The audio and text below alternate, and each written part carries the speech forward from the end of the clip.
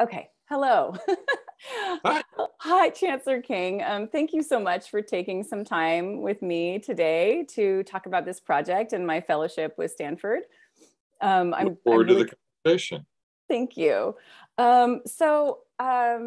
Really what I wanted to do is talk to you about this opportunity I've had. I've been able to work as a fellow with the Stanford program, and it's part of their global studies program. And what they're trying to do with this program is extend their reach into California community colleges, and with the intent to try to globalize the community college experience and globalize curriculum. And I got involved with the project because actually I heard about it through our public information officer, which is great for Los Rios. But I got involved with this project because I found a project that Stanford is putting together that covers life in quarantine and COVID. And I was using it in my classes and thought of some different adaptations. So I'm going to show you what their website does. Okay. And then we can talk about what I'm doing and that sort of thing. So I'm going to share my screen and It came up. Good. Yeah. Let's see if this is it. I think this is it. All right. So actually what I need is the archive, just so you can see kind of here we go. What drew me to this. So as we all were adapting to COVID, and as we were trying to figure out at the beginning of 2020 what this world would be like, I was teaching history. As you know, I teach history. And I wanted the students to be thinking about this moment, which was clearly going to be historical. And I found this project here. And basically, what I wanted to show you is, and this my students didn't put together, we're just going to be part of this. But in this collection, basically you can click anywhere on the map. Let's say we wanted to learn something about India. You can click on something and it will have stories that people have submitted all over the world. And it'll tell you their experience. So people have submitted their narratives as they're going through the pandemic. Oh, wow. This is fun. It's really exciting. And I'm working to get my students to read more, because it's a story in India is very different. Like in this case, just kind of the protective natures and the quarantines maybe were harsher. Locusts were coming in some areas, like water shortages were happening. It just kind of opened us up to some different stories. And the other thing that I really like about this, and then I will not keep going on about the project, but the other thing that's really beautiful is that it is published in the home languages. So if you wanted to read from Chengdu in China, you'd have to use Google Translate at this point. But I think that that's really exciting, and that it gets the flavor of this being a global experience and not just our college, our home type of thing. So anyway. Cool. Stanford hosting the website? Yeah, so they have their global studies program and their Center for Spatial and Textual Analysis put that together. I found it, and I was having my students in spring of 2020, my students at that time, put together a journal where they had to journal every single day, just a little something about their experience in the pandemic. Of course, that was the very beginning, and it was just, us trying to figure out what was going on. We had no idea we'd be here in 2022. So I got involved with that. And then this fellowship opportunity came up and I applied. So what I wanted to do was design an assignment where my students would contribute to that project, and they would interview someone and ask them questions, and then basically be online content creators. And then they would also then kind of have an academic bio published online. What a sneaky way to get students to write. It is sneaky. And Very, very effective, I bet.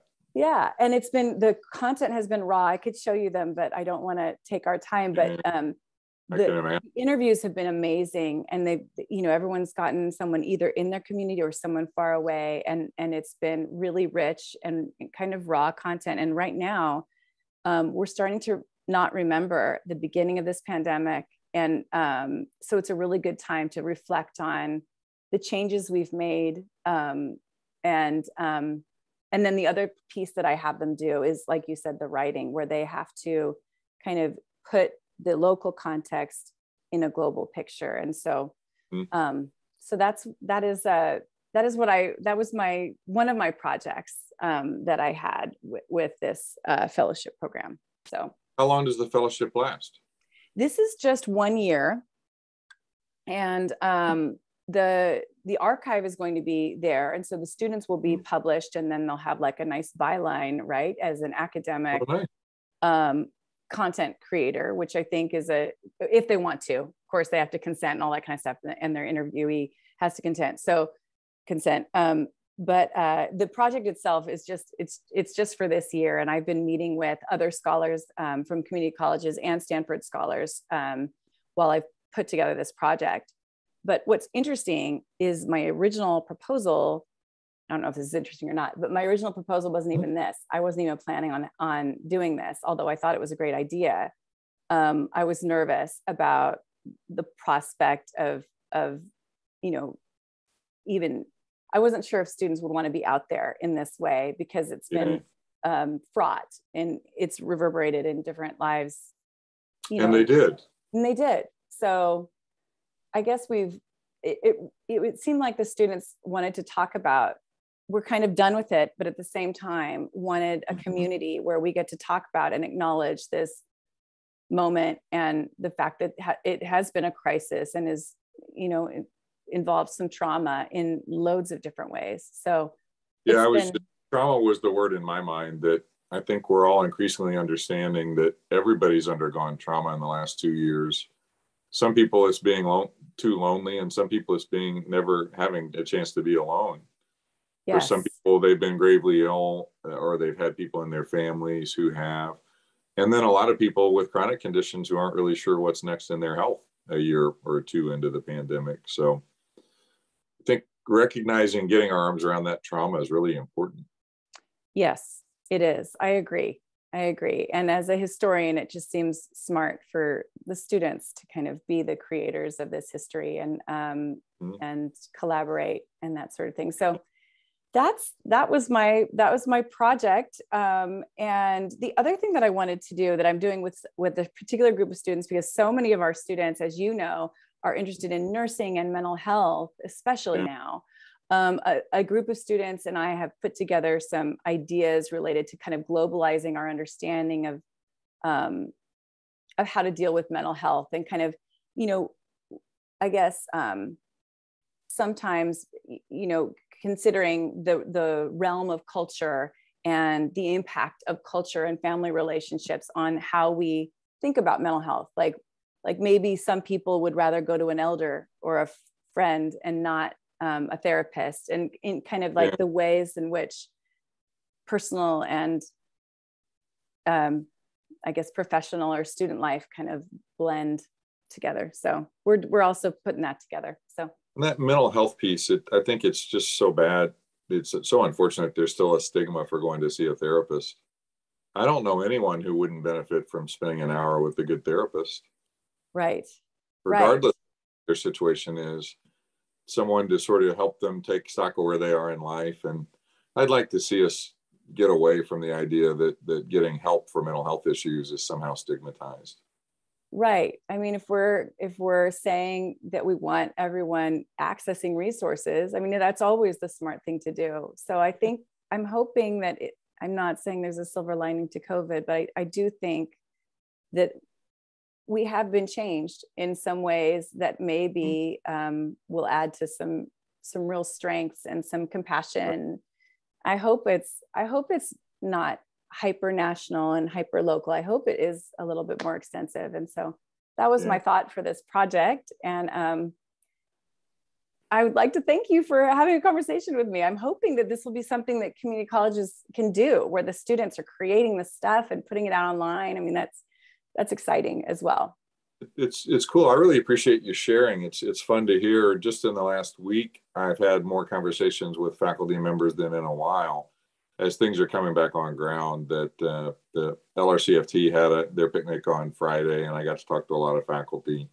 We've got the tenure reception coming up, so hearing what's going on with faculty is really important. And I just congratulate you for taking the initiative to do this.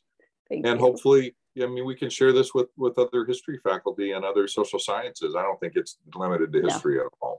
No, this would be great. I can see it being used. And in fact, the Stanford folks that I'm working with have talked about like ways in which we could sort of make it our own a little bit. And it should be interdisciplinary, ideally, right? So yeah, it would work. It works for any social science where you're trying to write. Yes, absolutely. And we have a nice big district. So why not make use of our resources that we've got right here, right? And I'm still hopeful that sometime in my career, a good idea will actually travel from one college to another within our district. It just makes sense. It could happen. On that note, I'd like to thank you. And I'm going to stop recording.